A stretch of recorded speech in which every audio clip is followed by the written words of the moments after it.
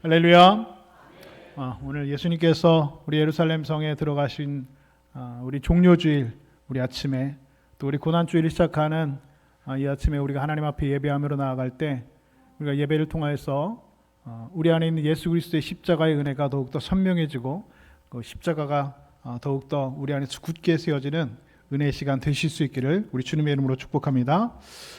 오늘은 나귀를 타신 왕이라는 말씀의 제목으로 하나님 말씀을 전하도록 하겠습니다. 나귀를 타신 왕, 우리가 잘 알고 있는 것처럼 예수님께서는 예루살렘에 들어가실 때, 예루살렘 성에 들어가실 때 나귀를 타고 성에 들어가셨다라는 성경의 말씀을 우리는 분명히 기억하고 있습니다. 이 내용을 우리가 삼켜볼 때 오늘 우리의 삶의 자리에서 이렇게 한번 생각해 볼 수가 있겠죠. 우리가 벨이 울리면 들어가는 사람들이 있습니다. 소방관들이죠. 사람들은 다 밖으로 피해서 뛰쳐나오는데 소방관들은 다 안으로 뛰어가는 사람들이 있습니다. 그리고 9.11 테러 당시에도 여러분 그런 일이 있었다고 하죠. 세계무역센터에 있는 직원들이 다 밖으로 뛰쳐나오는데 소방관들은 오히려 위층으로 안으로 올라갔다는 겁니다. 그리고 그 소방관들은 지금 이 안으로 뛰쳐 올라가면 어떻게 될지 이미 다 알고 있었다는 것이죠. 이 건물은 무너질 수 있을 것이고, 그리고 어떤 위험이 기다리고 있고 어떤 불길이 그들을 기다리고 있는지 그 소방관들이 이미 다 알고 있습니다. 그럼에도 불구하고 그들은 물러서지 않고 그 길을 앞으로 나아간다는 겁니다. 이유가 무엇입니까? 그것이 그들에게는 사명이기 때문에 그렇습니다. 여러분, 이렇게 사명은 늘 우리를 편한 길로 데려가지는 않습니다. 사명은 사람들에게 박수 받는 자리가 아니라 눈물의 자리로, 고통과 아픔의 자리로, 그리고 죽음의 자리로 때로는 우리를 인도할 때가 얼마든지 있다는 것입니다. 그것이 바로 사명의 자리고, 사명은 그래서 내가 가고 싶은 곳을 가는 것이 아니라 내가 가야 할 곳으로 가는 것이 바로 사명의 길이다라고 하는 것이죠. 그래서 성경은 그것을 분명히 사명이라고 풀어놓고 있습니다. 여기서 사라고 하는 것은 한문으로 보낼 사자입니다. 다시 말해서 맡기고 보내는 겁니다. 이 명이라고 하는 것은 명령할 때 명의 의미도 있고, 그리고 목숨이라는 뜻도 가지고 있습니다. 다시 말해서 사명이라는 것은 내가 하고 싶은 일을 하는 것이 아니라 나에게 맡겨진 그 뜻을 따라서, 그 사명을 따라서 때로는 목숨까지도 걸고 가는 길을 바로 우리는 사명이다라고 말하고 하는 것이죠. 오늘 본문에서 보면 예수님께서는 예루살렘 성에 들어가셨습니다. 그런데 예수님께서는 그 성에 들어가실 때 관광객처럼 선글라스를 멋지게 쓰고 들어가신 것이 아닙니다. 예수님께서는 그 성에 들어가시면 그 성 안에서 무엇이 예수님을 기다리고 있는지 이미 다 알고 계셨습니다. 사람들의 조롱과 핍박과 그리고 채찍과 십자가가 그 성 안에서 예수님을 기다리고 있다는 것을 예수님은 이미 다 알고 계셨습니다. 그럼에도 불구하고 예수님께서는 그 예루살렘 성으로 담담히 들어가셨습니다. 이유가 무엇입니까? 그것은 바로 그 길이 예수님께서 주어진 십자가의 사명의 길이기 때문에 그렇습니다. 여러분, 우리 주님께서는 십자가의 사명이 있었습니다. 그 길이 얼마나 무겁고 고통스러운 길입니까? 겟세마네 동산에서 예수님께서는 그래서 그 십자가의 사명의 길이 너무나도 무거워서 하나님 앞에 이렇게 기도했죠. 주님, 할 수만 있거든 아버지여, 이 잔이 내게서 옮겨지게 하옵소서. 이 잔이 내게서 옮겨졌으면 좋겠습니다. 그러나 나의 원대로 마시고 나의 뜻대로 마시고 아버지의 뜻대로 되기를 원하나이다 라고 기도하셨습니다. 그리고 그 기도 후에는 예수님께서는 그 사명의 길에서 결코 흔들리지 않으셨습니다. 십자가를 향해서 묵묵히 그리고 당당히 그 사명의 길을 걸어가셨습니다. 사명은 이렇게 하고 싶은 일을 하는 것이 아니라 하나님께서 맡기신 그 길을 걷는 것이 사명의 길입니다. 성도 여러분, 우리도 오늘 대충 던져진 인생은 우리 가운데 없습니다. 우연히 이 세상에 살아간 인생은 아무도 없습니다. 하이데거라고 하는 철학자가 우리 인간은 이 세상에 던져진 존재라고 이야기했습니다. 그러나 여러분, 우리 그리스도인들은 그렇게 믿지 않습니다.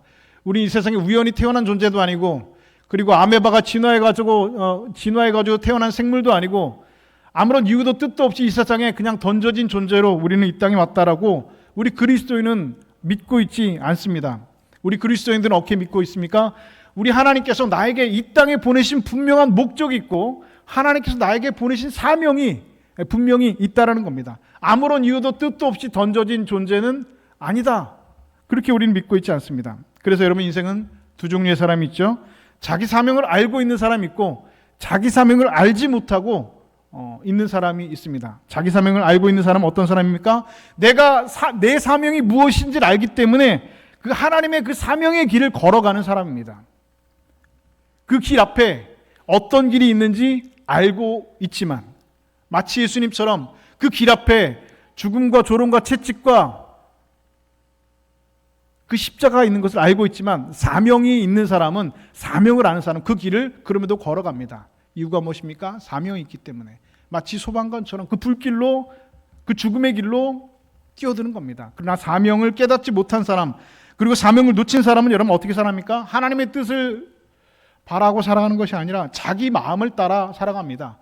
내 생각대로, 내 경험대로, 내 뜻대로, 내 마음대로 살아가고 있습니다. 여러분, 이 땅에서 무엇을 하다가 여러분 주님 앞에 서길 원하십니까? 사명은 여러분 하나님께서 여러분에게 주신 심부름입니다. 야, 가서 이것 좀 사와라. 부모님께서 어렸을 때 심부름 하라고 하셨죠? 주님께서 우리에게 심부름 시키셨습니다. 여러분, 무슨 심부름을 어떻게 여러분 잘 감당하시고, 어떤 사명을 어떻게 잘 감당하시다가 여러분 나중에 천국문 앞에 여러분 주님 앞에 서시길 원하십니까? 사명이라고 하는 것은 여러분 특별한 사람에게만 주어지는 것이 결코 아닙니다. 그리고 특별한 장소에서만 시작되는 것은 결코 아닙니다. 사명은 지금 내가 서 있는 자리, 내 삶의 가정, 일터, 내 삶의 자리에서 하나님의 뜻과 연결되는 것이 여러분 그 사명을 감당하는 자리로 나아가는 겁니다. 사명은 여러분의 생각보다 멀리 있는 것이 아닙니다. 지금 내 자리에서 하나님의 뜻대로 순종하며 살아가는 것이 여러분 사명의 자리의 시작이라는 것이죠. 그럴 때 우리는 헛되이 살다가 가는 인생이 아니라, 술 취한 인생으로 살다가는 것이 아니라, 허송세월 살다가 살아가신 것이 아니라, 내 속에 오른 대로, 내 뜻대로, 내 경험대로 살다가 가는 것이 아니라 하나님의 주신 그 사명을 감당하며 살아가는 주의 종들 다 되실 수 있기를 우리 주님의 이름으로 축복합니다. 자, 그렇다면 어떻게 하나님께서 우리에게 주신 그 사명을 발견하고 어떻게 우리는 그 사명을 따라서 살아갈 수 있겠느냐라고는 질문이 생기게 되겠죠. 오늘 보면 우리에게 세 가지로 그 사명을 가르쳐 주고 있습니다. 첫째는 말씀을 따라 움직여라 라고 말씀하고 있습니다. 오늘 본문 40절은 이렇게 말씀하고 있습니다. 우리 본문 3절 말씀 우리 한 목소리로 함께 읽겠습니다. 시작. 이르시되 너희는 맞은편 마을로 가라. 그리로 들어가면 아직 아무도 타보지 않은 나귀 새끼가 메어 있는 것을 보리니 풀어 끌고 오라. 아멘. 자, 여기서 우리는 한 가지 질문이 생깁니다. 예수님께서 뭘 풀어 끌고 오라고 하셨다고요? 나귀 새끼. 네, 그죠? 욕이 아닙니다. 그러니까 나귀는 나귀인데 그 나귀 중에서도 어린 나귀, 새끼, 아직도 한 번도 타보지 않은 어린 나귀. 찾아보니까 이 나귀는요 굉장히 어른 나귀예요. 큰 나귀예요. 진짜 나귀 새끼를 찾아보니까 여러분들이 차마 보여드릴 수가 없어서 너무 귀여워가지고, 너무 귀여워서 여러분 한번 상상해 보십시오. 예수님이 그 나귀 새끼, 그 한 번도 타보지 않은 그 나귀 새끼를 타셨으면 아마도 그 나귀 등에 올라타면 발이 땅에 닿으셨을 것 같아요. 여러분 그거는 뭐 상상이 되십니까? 얼마나 여러분 우스꽝스러운 모습이었을까요? 아니 나귀라도 타면 그래도 발이라도 땅에서 뜨겠죠. 그런데 하필이면 나귀 중에서도 나귀 새끼를 갖고 오라고 하십니다. 왕이신 예수님께서 예루살렘에 아주 멋지게 왕의 모습으로 위엄 있게 들어가신다는 그런 모습이라고 한다면 여러분 아주 군마를 멋있는 백마를 타고 들어가시면 얼마나 여러분 좋으셨을까요? 얼마나 멋있었을까요? 얼마나 여러분 왕의 그 행진에 어울렸을까요? 그런데 주님은 그렇게 하지 않으셨습니다. 나귀를 타고 오셨고 그 중에서 나귀 새끼를 타셨다라고 말씀하셨습니다. 왜 나귀 새끼를 주님께서 타셨다고요? 여러분 어떻게 알고 계시죠? 예수님께서 왜 나귀를 타고 들어오셨다고요? 겸손하셔서. 그렇죠?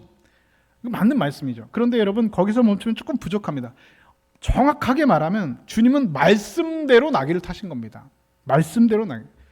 세상의 눈에는 여러분 어울려 보이지 않을 수 있죠. 사람의 생각에는 여러분 전혀 이상해 보일 수가 있습니다. 그러나 주님은 보기 좋은 길이 아니라 아버지의 뜻이 담긴 길을 분명히 선택하셨습니다. 하나님의 일은 사람의 기대대로가 아니라 여러분 말씀대로 이루어진다라고 하는 것이죠. 그래서 예수님께서는 나귀를 타고 예루살렘 성에 입성하셨습니다. 근거로 말하는 것은 마태복음 20장 이 평행본문 같은 내용이 이루어진데 마태복음 20장에 기록했다 하면 이런 말씀이 있습니다. 이는 선지자를 통하여 하신 말씀을 이루려 하심이라. 누구의 말씀을 이룬다고요? 선자의, 그 구약의 선자의 말씀에 메시아가 나귀를 타고 오실 것이라 예언이 되어 있기 때문에, 예수님께서는 말씀에 그렇게 기록되어 있기 때문에 그 예언서의 말씀대로 백마를 타고 멋있게 들어온 것이 아니라 나귀 새끼를 타고 아주 우스꽝스러운 모습으로 그 예루살렘 성에 들어가셨다는 겁니다. 그래서 복음서를 읽다면 이런 말이 자주 나오죠. 이는 성경을 이루려 하심이라. 그러니까 예수님께서 이 땅에 공생애 3년 동안 하신 모든 일들은 성경에 있는 말씀들, 구약의 예언의 말씀들을 이루려 하심이라 라고 복음서 곳곳에는 그렇게 말씀하고 있습니다. 무슨 뜻입니까? 예수님께서 어떤 일을 하실 때 그 기준은 언제나 무엇이었다고요? 하나님의 말씀이 기준이 되었다라고 하는 것을 우리에게 분명하고 선명하게 말씀하고 있는 겁니다. 여러분, 주님께서는요, 그의 일을 감당하실 때 자신의 감정을 따라 사역하시지 않으셨습니다. 계산에 따라, 유행을 따라, 생각에 따라, 경험에 따라 말씀하시고 움직이지 않으셨습니다. 주님께서는 철저히 말씀에 이끌려 사역을 하셨고, 말씀에 순종하셨고, 말씀에 붙들려서 여러분 사역하셨습니다. 그래서 사명은 여러분 유행에서 찾는 것이 아니라 어디에서 찾는 것입니까? 철저히 말씀 안에서 찾는 겁니다. 여러분, 우리도 그렇죠? 세상의 박수 속에서 여러분 우리는 우리의 살아갈 길을 찾는 것이 아닙니다. 사명의 길을 여러분 어떻게 걸습니까? 말씀에 여러분 우리의 사명이 걸어가야 될 여러분 답이 있다라는 것이죠. 여러분, 나침판을 다 아실 겁니다. 방향을 알려주는 겁니다. 그런데 이 나침판은 언제나 항상 같은 방향을 가리킵니다. 그래서 길을 잃은 사람에게 나침판은 유일한 기준이 되어집니다. 길을 잘못 들었을 때 나침판을 꺼내면 비로소 잘못 들었다는 거 알게 되죠. 내가 지금 잘못 가고 있구나. 잘못된 방향으로 가고 있구나. 잘못된 길을 걷고 있구나. 여러분, 그렇게 깨닫는 것이죠. 그래서 여러분, 오늘 우리의 인생에 여러분 속도보다 중요한 것은 무엇입니까? 바로 방향입니다. 어떤 방향으로 가느냐, 옳은 방향으로 가느냐, 맞는 방향으로 가고 있느냐. 여러분, 속도보다 중요한 것은 분명히 방향입니다. 우리는 여러분 스피드의 시대를 살고 있습니다. 그 중에서 대한민국은 여러분 초스피드의 시대를 살아가고 있죠. 그래서 여러분, 우리는 빠른 것을 좋아합니다. 외국인 근로자들이 한국에 와서 제일 먼저 배우는 말이 뭐라고요? 빨리. 엄청 빠른 거 좋아합니다. 초스피드의 시대를 살아가고 있습니다. 그래서 우리는 생각합니다. 얼마나 빨리 졸업했냐? 얼마나 빨리 취업했냐? 얼마나 빨리 집을 샀냐? 얼마나 빨리 성공했느냐? 그것이 중요한 시대입니다. 사람들은 그게 인생의 목표이고 성공이라고 생각하면서 달려갑니다. 그런데 여러분, 그렇게 열심히 달려가는데 만약에 방향이 잘못됐으면 여러분 어떻게 합니까? 빨리 갔는데 방향이 잘못됐으면 여러분 어떻게 됩니까? 브레이크가 고장난처럼 빨리 달려도 방향이 잘못됐으면 그 값만큼 여러분 손해가 되는 거죠. 왜 그렇습니까? 다시 돌아와야 되기 때문에 그렇습니다. 여러분, 빠른 인생이 중요한 것이 아니라 바른 인생이 여러분 중요합니다. 그래서 우리에게 필요한 것은 여러분 때때로 멈추는 게 필요합니다. 빠른 인생을 살아가다가, 분주한 인생을 살아가다가 멈추는 겁니다. 어디에서 멈춥니까? 하나님의 말씀 앞에서 멈추는 겁니다. 하나님의 말씀 앞에서 엎드리는 겁니다. 하나님의 말씀의 기준 앞에서 우리가 잠시 멈추는 겁니다. 내가 지금 제대로 될 길을 걸어가고 있느냐? 내가 지금 옳은 길을 걸어가고 있느냐? 바른 길을 걸어가고 있느냐? 생각해 보는 겁니다. 여러분, 그것을 여러분 무엇으로 기준으로 삼습니까? 여러분, 성경 말씀을 기준으로 우리가 그 기준을 삼다는 것이죠. 여러분, 영원한 나침판인 성경 말씀이 우리의 삶의 유일한 기준이 됩니다.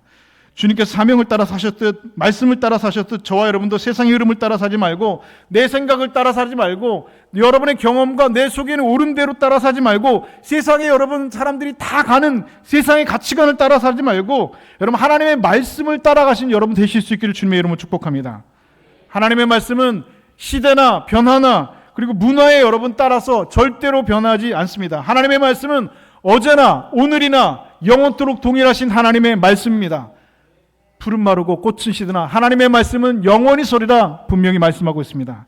변하지 않는 그 진리의 말씀, 그 하나님의 말씀을 우리의 삶의 기준으로 삼아서, 여러분 그 말씀의 기준으로 삼아서 우리의 삶의 바른 길을, 우리 삶의 사명의 길을 올바로 걸어가실 수 있는 은혜의 종들 다 되실 수 있기를 주님의 이름으로 축복합니다.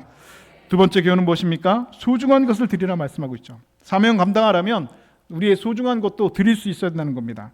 우리 본문 19장 우리 33절부터 34절까지 말씀 우리 다시 한번 한 목소리 읽겠습니다. 시작.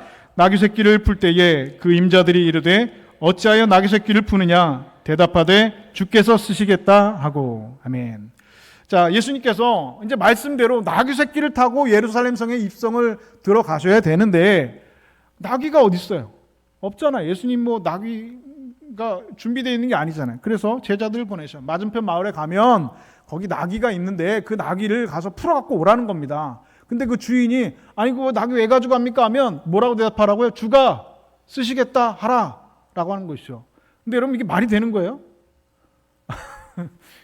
말도 안 되는 얘기잖아요. 아니 제가 예수님의 제자라면 그럴 것 같아요. 아니 예수님 아니 그거 나귀를 가서 값을 좀 쳐줘야 되지 않습니까? 그 얼마라도 그냥 가서 그냥 나귀 풀어 갖고 오면 그냥 주인들이 아니 그거 왜 가지고 가셔 하면은 주가 쓰시겠다라면 그 나귀 주인이 곱게 그냥 주겠습니까? 얼마라도 좀 돈이라도 좀 몇십만이라도 좀 쳐줘야 되지 않겠습니까? 라고 저는 제가 제자라면 대답할 것 같아요. 그런데 제자들은 예수님 말씀대로 그대로 갔습니다.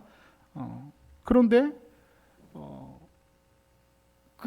그 마을에 있는 나귀 임자들이 어떻게 했다고요? 아니 그거 왜 나귀 왜 가져가냐고. 너미 나귀를 왜 가져가? 생면부지 처음 보는 사람이 와가지고 자기 나귀 새끼를 풀어가는 갑니다.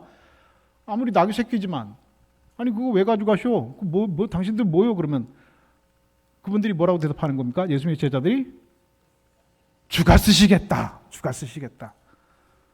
무슨 개떡 같은 소리예요, 그죠? 아니 무슨 말도 안 되는 소리. 그 주가 뭔데? 뭐 당신 뭐 돼? 뭐 주가 뭔데? 물론 예수님에 대한 소문을 그 익히들어 알고 있겠죠. 그분이 하나님의 아들이고 하나님의 선지자라는 소문을 그분들도 알고 있었을 겁니다. 근데 그렇다고 해도 아니 너 믿고 그냥 가져간다고 여러분 되는 거예요? 주가 쓰시겠다 그러면 여러분 대답이 됩니까? 말도 안 되는 얘기죠.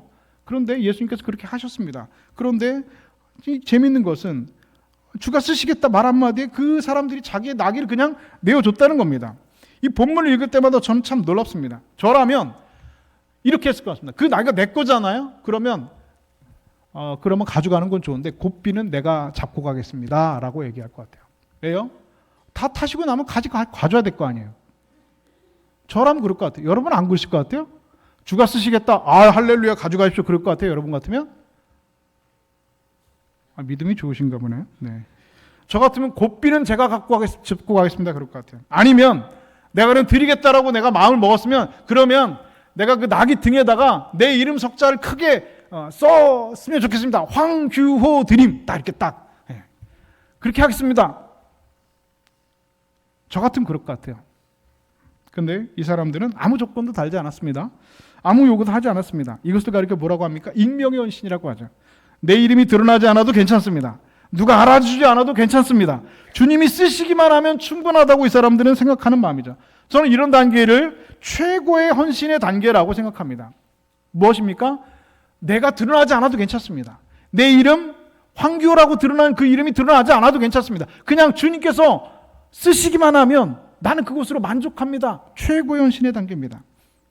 주님께서 이름이 남는 헌신보다 더 귀한 것은 여러분 주님께 쓰임받는 헌신입니다. 이것을 여러분 무엇이라고 말합니까? 로드십이라고 합니다. 주님의 주님 되시게 하는 겁니다. 주님께서 쓰시겠다 하면 기꺼이 나의 삶의 나귀를 주님께 내어드린 겁니다. 주님께서 원하시면 드릴 수 있고 내가 주님께서 쓰시겠다 하면 내어드릴 수 있는 그런 상태, 내 삶의 주인이 바로 주님이라고 하는 그런 고백입니다. 여러분 한번 따라해 주실까요? 나는 주님의 것입니다. 여러분 아멘이십니까? 네, 나는 주님의 것입니다. 그러면 여러분 나귀에다가 여러분 이름 안 써도 되잖아요. 그 곱비 여러분이 안 끌고 가셔도 되잖아요. 아멘이십니까? 네. 주님께 나귀의 곱비를 내어드릴 수 있는 겁니다. 누가복음 12장면 어리석은 부자 이야기가 나오죠. 풍년을 맞아 소유가 많아졌습니다. 창고를 더 크게 짓고 먹고 마시고 즐기고 살면 되겠다 했습니다. 그런데 그날 밤에 하나님께서 나타나서 말씀하십니다. 어리석은 자여, 오늘 밤에 내 영혼을 도로 찾으니 그리하면 네가 준비한 것이 누구의 것이 되겠느냐라고 말씀하고 있습니다. 왜 어리석습니까? 자기밖에 모르거든요. 자기 배, 자기 즐거움, 나의 소유, 내 만족, 내 돈, 이거밖에 모르거든요. 하나님 그런 이상을 향해 분명히 뭐라고 말씀하십니까? 어리석은 자여 말씀하고 있습니다. 어리석은 자여. 여기 어리석은 자 없을까요? 제가 볼 때 꽤 있는 것 같아요. 네. 어리석은 자요. 나만 알아요. 내 배, 내 즐거움, 내 만족, 내 돈, 이것만 쥐고 있어요. 주님께서 뭐라고 하십니까? 누가복음 12장의 부자에게 말씀하신 것처럼 똑같이 말씀하십니다. 어리석은 자요. 목사 입을 통해서 우리 주님께서 여러분에게 어리석은 자여라고 말씀하시면, 주님, 저는 어리석은 자가 아닙니다. 저는 내 삶의 나귀의 고삐를 주님께 맡기고 저는 주님의 것입니다라고 여러분 자신 있게 여러분 말할 수 있는 사람이 여러분 얼마나 있을까요? 성도 여러분, 우리의 인생은 하나님의 손에 붙들려 쓰일 때 여러분 가장 가치 있는 인생입니다. 그때가 가장 복되고 여러분 성도로서 여러분 가장 빛나는 인생을 살아가는 겁니다. 사명 감당할 때 여러분 우리 그리스도인들은 여러분 하나님 앞에서 가장 빛나는 삶을 살아가는 겁니다. 오늘 목사님께서 그냥 헌금 설교하시려고 그러시나 보다. 그렇지 않습니다. 여러분 헌금도요 하나님 앞에 내가 감사로 드린 거지 사람에게 여러분 떠밀려서 여러분 헌금하는 것이 아니라는 것이죠. 분명한 것은 여러분 보십니까? 하나님의 역사는, 하나님의 교회는 언제나 기꺼이 하나님 앞에 그 나귀의 고삐를 내어드리는 사람을 통해서 여러분 하나님의 교회는 2000년 동안 든든히 서와줘 갖고 오늘 여러분 그렇게 여러분 하나님의 교회는, 그리고 하나님의 역사는 오늘까지도 여러분 이루어진다는 사실입니다. 그러면 여러분 성도 여러분 붙드는 사람이 아니라 드리는 사람이 되십시오. 주님께서 쓰시겠다 할 때 내어드릴 수 있는 사람, 그 사람이 주님을 진짜 주인으로 모인 사람입니다. 그 사명을 감사함으로 감당하는 우리 모두가 되실 수 있기를 주님의 이름으로 축복합니다. 세 번째 교훈은 무엇입니까? 세 번째는 즐겁게 기쁘고 감당하라는 겁니다. 우리 보면 37절, 38절 말씀 우리 한번 읽겠습니다. 시작. 기뻐하며 큰 소리로 하나님을 찬양하여 이르되 찬송하리로다 주의 이름으로 오시는 왕이여 하늘에는 평화요 가장 높은 곳에는 영광이로다 하니. 아멘. 자, 여러분 제자들은 지금 나귀를 타고 예루살렘 성에 주님께서 입성하실 때 기뻐하며 큰 소리로 예수님의 음을 찬양했다고 말씀하고 있습니다. 그 찬양의 내용이 무엇입니까? 찬송하리로다 주의 이름으로 오시는 왕이요. 여러분 중요한 것은 무슨 말입니까? 왕이라는 말입니다. 왕. 우리의 왕으로 오신다는 겁니다. 하늘에는 평화요 가장 높은 곳은 하나님께 영광이로다 노래했습니다. 백성들도 종려나무 가지를 다 꺾어가지고 호산나를 외쳤습니다. 호산나 무슨 뜻입니까? 우리를 구원하소서, 우리를 구원하소서. 그러니까 지금 이 찬양은 단순히 여러분 그 세상적인 삶의 분위기에 여러분 취해서 부르는 노래가 아닙니다. 그 여러분 6월절 그 축제 분위기에 여러분 취해서 부르는 노래가 아닙니다. 예수님이 우리를 구원하실 왕이라고 하는 것, 호산나 왕이라고 하는 것을 고백하는 그런 기쁨의 찬양입니다. 그런데 여러분 다 기뻐한 것은 아니라는 것이죠. 이 찬양을 못마땅한 사람들도 그 자리에 분명히 있었습니다. 성경 39절과 40절 말씀에는 그들이 이렇게 말씀하고 있습니다. 함께 있습니다. 시작. 무리 중 어떤 사람들이 말하되 선생이여 당신의 제자들이 책망하소서 하거늘 대답하여 이르시되 내가 너희에게 말하노니 만일 이 사람들이 침묵하면 돌들이 소리 지르리라 하시니라. 아멘. 자, 바리새인들이 말합니다. 아니 주님, 예수님 이거 너무 대놓고 하는 거 아닙니까? 아니 왜 이렇게 좀 찬송을 이렇게 하고 있습니까? 뭐 왕이 온다니 이게 무슨 말입니까? 좀 민망합니다. 좀 왜 노래를 부릅니까? 왜 찬송을 합니까? 좀 제자들을 좀 말려주십시오. 책망하십시오. 그런데 예수님이 어떻게 하셨습니까? 막지 않으셨습니다. 오히려 말씀하십니다. 뭐라고 말씀하십니까? 이 제자들이 이 사람들이 침묵하면 오히려 돌들이 더 소리 지를 것이다. 여러분 이 예수님의 말씀은 그동안 예수님의 사역과는 여러분 전혀 반대의 말씀입니다. 그동안 예수님께서는 자신의 사역 그리고 기적과 이적을 행하신 이후에 뭐라고 말씀하십니까? 너희들은 가서 아무에게도 말하지 말라 말씀하셨습니다. 오병의 기적을 일으키시고 나서 사람들이 왕을 삼으려고 할 때도 예수님께서는 뭐 하셨습니까? 도망 다니셨습니다. 아무에게도 이 일을 말하지 말라고 하셨습니다. 그런데 오늘은 다릅니다. 이제는 때가 왔습니다. 첫 번째 이적,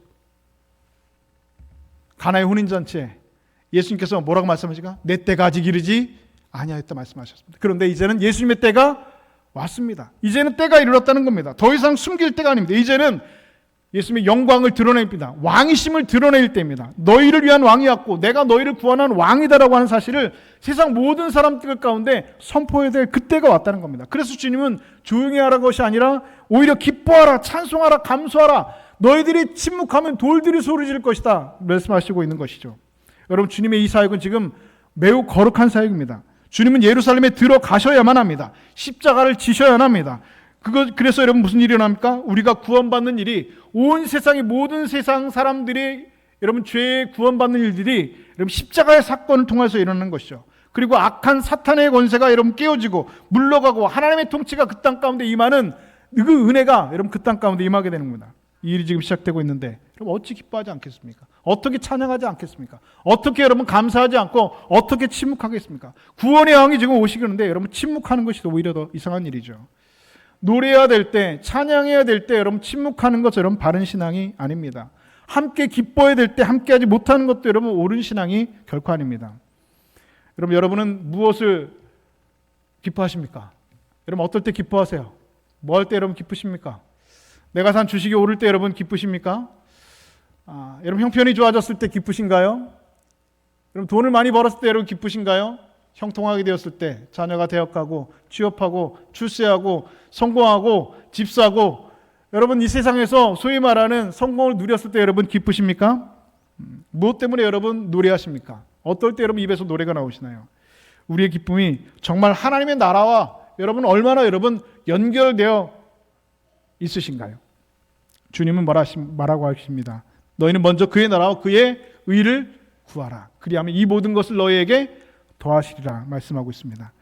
오늘도 우리는 주님의 나라가 임하는 일을 여러분 기뻐해야 됩니다. 주를 위해서 수고하고 애쓰는 사람들과 함께 기뻐해야 됩니다. 함께 찬양하고 함께 감사하고 함께 격려해야 됩니다. 그렇게 오늘 주님께서 우리에게 오심으로 인하여서 우리 가운데 하나님의 통치와 하나님의 주권과 하나님의 나라가 임하고 우리 가운데 구원의 역사가 일어남을 함께 기뻐하고 함께 선포하고 함께 찬양하고 함께 노래할 수 있는 그런 구원의 백성 되실 수 있기를 우리 주님의 이름으로 축복합니다.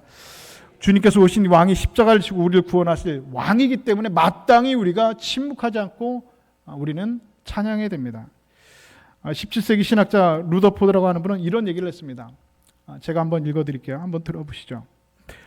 우리가 져야 할 십자가는 무거우나 감미로운 것이다. 새에게는 날개가 있어 날개가 무거운 것이나 날개 때문에 날아가고 배도 돛은 무거우나 돛 때문에 가듯이 그리스도인에게는 십자가가 짐이 되고 고통스러운 것이지만 그 십자가가 우리를 천국으로 인도한다. 여러분 너무 귀한 고백이죠. 십자가는 억지로 끌고 가는 짐이 아니라 주님께서 주신 길이라면 우리의 가슴의 길에 여러분 안고 가는 길입니다. 오늘 주님은 나귀를 타고 예루살렘 성에 들어가셨습니다. 왕이셨지만 낮아지셨고 영광이 아니라 십자가의 길로 기꺼이 가셨습니다.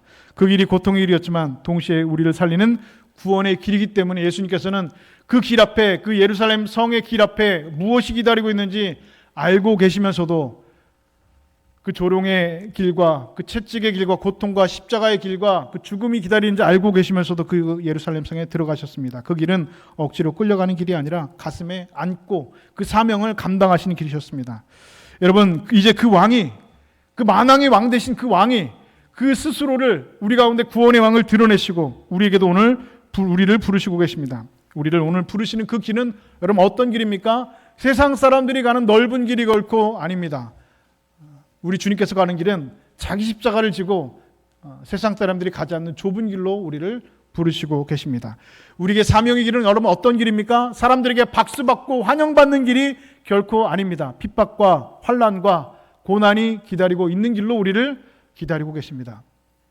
어제 세력에 문답을 하면서 제가 묻는 것은 하나였습니다.